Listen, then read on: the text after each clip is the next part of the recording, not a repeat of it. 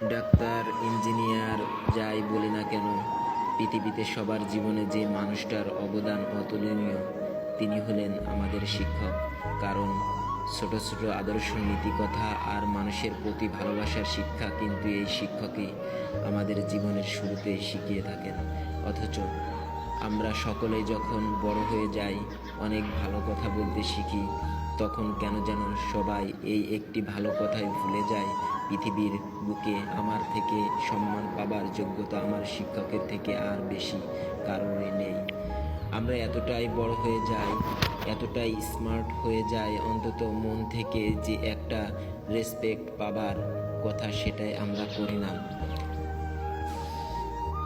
আমরা ভুলে যাই যে তিনি আমাদের জীবন সুন্দর হওয়ার সহায়ক।